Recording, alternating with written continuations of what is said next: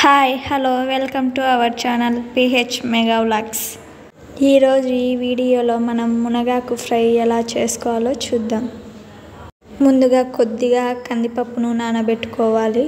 1 or 2 hours నానబెట్టుకోవాలి. తర్వాత మునగాకును పుల్లలు లేకుండా నీట్గా వలుచుకోవాలి. ఫ్రెష్గా తెచ్చిన మునగాకు కాకుండా ఒకరోజు ముందు తెచ్చుకున్న మునగాకు అయితే వలచనికి ఈజీగా ఉంటుంది.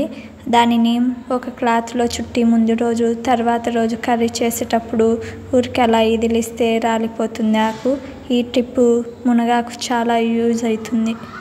ముందుగా మునగాకుని 2 or 3 times బాగా వాష్ చేసుకొని అందులో ముందుగా నానబెట్టుకున్న కందిపప్పును వేసి తగినన్ని వాటర్ పోసి ఉడకబెట్టుకోవాలి.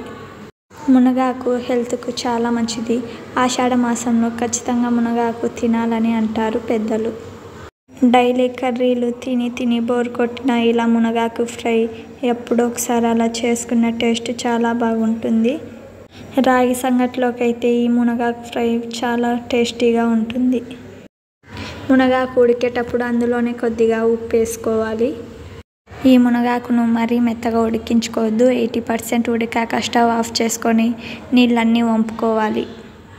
తర్వాత ప్యాన్లో కొద్దిగా ఆయిల్ వేసి కొద్దిగా జీలకర్ర, ఆవాలు, మినప్పప్పు, శనగపప్పు వేసి కొంచెం దోరగా వేగనివ్వాలి.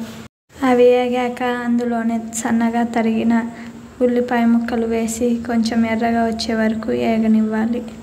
అందులోనే మనం ముందుగా దంచి పెట్టుకున్న కొబ్బరి పొడిని కూడా అందులో వేసి పచ్చివాసన పోయే వరకు వేగనివ్వాలి.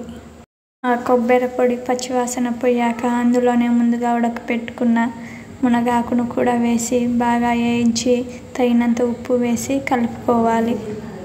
ఆ కొబ్బరి పొడి మునగాకు పట్టేలా 5 minutes కలుపుతూ సిమ్లో ఉంచుకోవాలి.